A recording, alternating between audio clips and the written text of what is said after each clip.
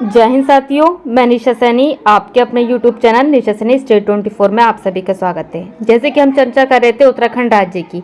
उत्तराखंड राज्य में जो भी आपका आधुनिक भारत यानी मॉडर्न इंडिया से संबंधित जो भी फैक्ट्स बनने वाले हैं, हम उन पर चर्चा कर रहे थे।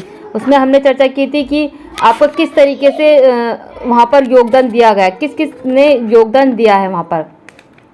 आपका 1857 की क्रांति में किसने योगदान दिया और उसका प्रभाव क्या था वहाँ पर उत्तराखंड राज्य में। आज हम चर्चा करते हैं कि भारत छोड़ो आंदोलन। भारत छोड़ो आंदोलन में उत्तराखंड राज्य ने क्या भूमिका निभाई है या उस पर क्या असर पड़ा है।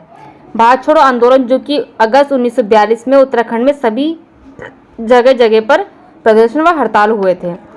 वहीं 18 अगस्त 1942 को देघाट अल्मोड़ा में पुलिस ने आंदोलनकारियों पर गोलियां चलाई, जिसमें हीरामणि, हरिकृष्ण, बद्रीदत्त व कांडपाल शहीद हो गए थे। यानी भारत छोड़ो आंदोलन का प्रभाव भी उत्तराखंड राज्य में रहा, ताकि उसमें लोग इतने शहीद हुए हैं। वहीं उत्तराखंड राज्य में जो भी आपका रहा भारत छोड़ो आंदोलन के तहत कि अल्मोड़ा के धामोदय यानी सालमन में 25 अगस्त 1942 को सेना व जनता के बीच पत्थर व गोलियों का युद्ध शुरू हुआ था।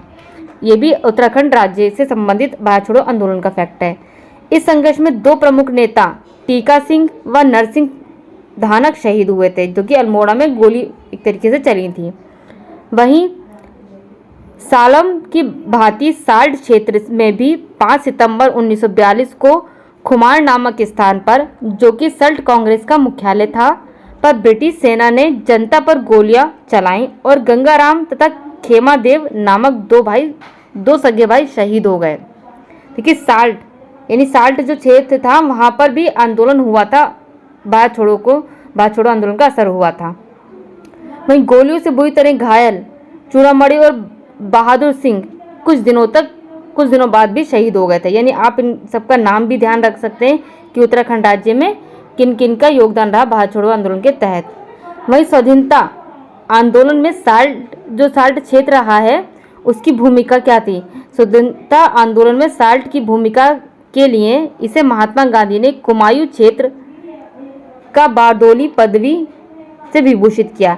यानी कुमायूं का बारदोली किसको कहा गया था कि साल्ट क्षेत्र को कहा गया था। किसने कहा था? महात्मा गांधी ने कहा था।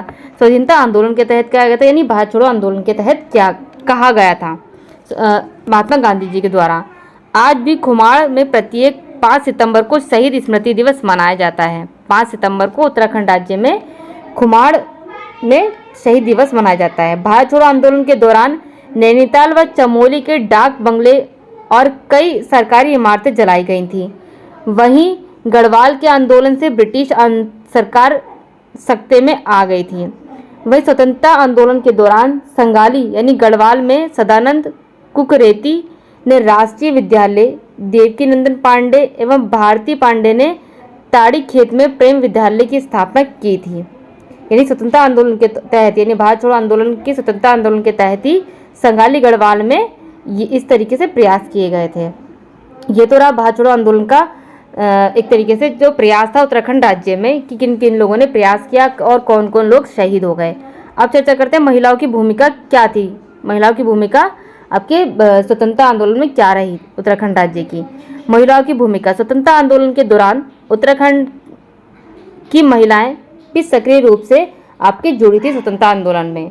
इस दौरान कुंती वर्मा, पद्मा जोशी, कुंती देवी रावत, दुर्गावती पंत, भागीरथी देवी वर्मा, तुलसी देवी रावत, बिवेड़ी देवी, भक्ति देवी, बागुली देवी, जानकी देवी, मंगला देवी, रेवती देवी और शकुंतला देवी आदि महिलाएं विशेष रूप से सक्रिय थी। यानी भारत छोड़ो आंदोलन में भी और जो भी स्वतंत्रता आंदोलन हुए उत्तराखंड राज्य की महिलाओं ने सक्रिय भूमिका निभाई।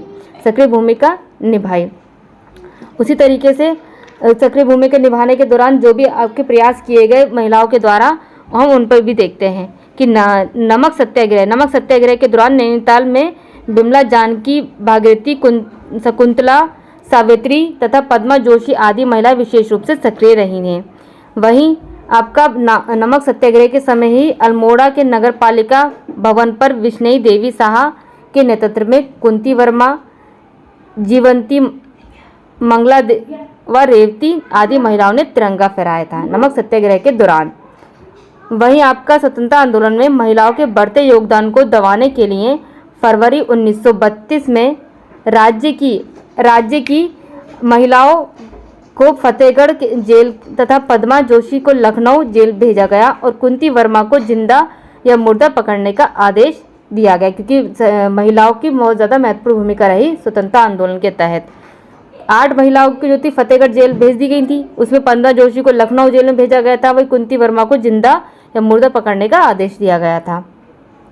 वहीं भारत छोड़ो आंदोलन के दौरान मालती देवी के नेतृत्व में देव सेवक संगठन से संबंध विद्या देवी, कुंती देवी, सरस्वती, भागीरथी आदि महिलाओं ने रेल संपत्ति को काफ़ी क्षति पहुंचाई थी, जिसके लिए इन महिलाओं को 15-15 वर्ष की सज़ा सुनाई गई थी, क्योंकि उस समय ब्रिटिश शासन था। ब्रिटिश शासन ने महिलाओं को भी एक तरीके से कड़ी से कड़ी सज़ा दी थी, ताकि वो अपना और भी ज़्यादा प्रयास ना कर सकें। वहीं 1941 में गांधी जी ने अपने विदेशी शिष्या सरला बहन, जो कि इंग्लैंड मूल की थी और जिनका पूर्व नाम हाइला मन था, को अल्मोड़ा भेजा था। जो कि गांधी जी की प्रिय शिष्य रही थी, उनको आपको अल्मोड़ा भेजा गया था। उन्होंने, यानी आपकी जो शिष्य थी सरला बहन, उन्होंने कौसानी में लक्ष्मी आश्रम की स्थापना की। किसने लक्ष्मी आश्रम की स्थापना की? जिनको हाइला मन कहा जाता है, वे गांधी जी की शिष्या थी। जिनको सरला बहन कहा जाता है, वे इंग्लैंड की मूल निवासी रही हैं। वहीं इस आश्रम में कताई बुनाई के साथ महिलाओं को स्वतंत्रता आंदोलन के लिए भी तैयार करने का कार्य किया गया। वहीं पिथौरागढ़ की तुलसी देवी ने सरला बहन की प्रेरणा से कताई बुनाई केंद्र व ऊन गृह उद्योग समिति के माध्यम से निराश्रित महिलाओं को आत्मनिर्भर बनाने का कार्य किया। वे कहती थी कि रो नहीं, आगे बढ़ो। कौन कहती थी? महिलाएं वहाँ की कहती थी। तुलसी देवी सरला बहन से प्रेरणा लेकर कहती थी कि रो नहीं, आगे बढ़ो, आत्मनिर्भर बनो। ये एक अच्छा फैक्ट है। लक्ष्मी आश्रम से जुड़ी 2 सगी बहनों ने सर्वोदय के प्रचार प्रसार में अहम भूमिका निभाई। 2 सगी बहनें कौन थी? कमला और बसंती सगी बहनें थी। उन्होंने आश्रम से जुड़ी थी और उन्हें सर्वोदय के प्रचार प्रसार के लिए अहम भूमिका निभाई। वहीं गांधी जी की एक दूसरी विदेशी शिष्या, जिनका नाम मीरा बहन था। पहले की क्या था? सरला बहन। दूसरी का मीरा बहन ने ऋषिकेश में पशु लोक की स्थापना की और महिला जागृति में अपना अमूल्य योगदान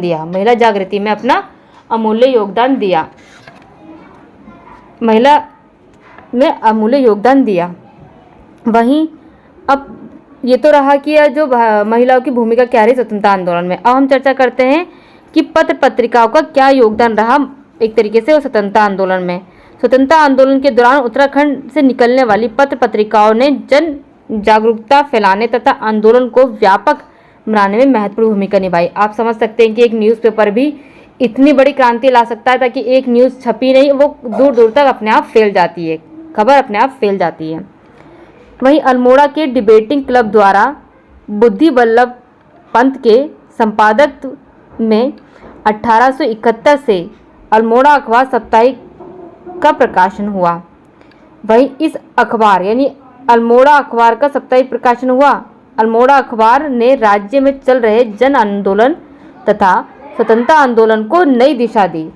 वहीं 1918 के होली के अंक में संपादक बद्रीदत्त पांडे ने गजल के माध्यम से तत्कालीन कमिश्नर पर प्रहार किया, जिससे पेपर पर जुर्माना लगा दिया गया और पेपर बंद हो गए। क्योंकि अखबार की जो भी ये ब्रिटिश सरकार के लिए था कि क्रांति एकदम ना फैले, वो जो कार्य कर रहे हैं वो एकदम ना फैले, इसलिए पेपर भी बंद करवा दिए गए। वहीं अल्मोड़ा अखबार के बंद होने के बाद बद्रीनाथ पांडे सितंबर 1918 से शक्ति नामक साप्ताहिक का प्रकाशन करने लगे। वहीं 1901 में देहरादून में कुली बेगार तथा की प्रथा के विरुद्ध गठित गढ़वाल यूनियन द्वारा 1905 में देहरादून से पंडित गिरजा दत्त निथानी के संपादक में गढ़वाली नामक अखबार का प्रकाशन शुरू हुआ। इस अखबार के द्वारा ही अखबार के राष्ट्रवादी तेवर के कारण ही टिहरी रियासत ने कई बार बंद करने का प्रयास किया, लेकिन बंद नहीं हुआ। वहीं सन 1939 में लैंस डॉन से भक्त प्रदर्शन और भैरव दत्त के संपादक में प्रकाशित कर्मभूमि तथा 1941 में देहरादून से प्रकाशित होने वाली मासिक पत्रिका युगवाणी ने भी स्वतंत्रता आंदोलन को गति प्रदान की। ये तो रहा आपका पत्रिकाओं का योगदान। पत्रिकाओं का योगदान भी आपको ध्यान से देना है। पूछा जा सकता है कि कौन सी पत्रिका ने किस तरीके से अपना योगदान दिया। अब एक छोटी सी जानकारी कि आज़ाद हिंद फौज का क्या योगदान रहा उत्तराखंड राज्य में।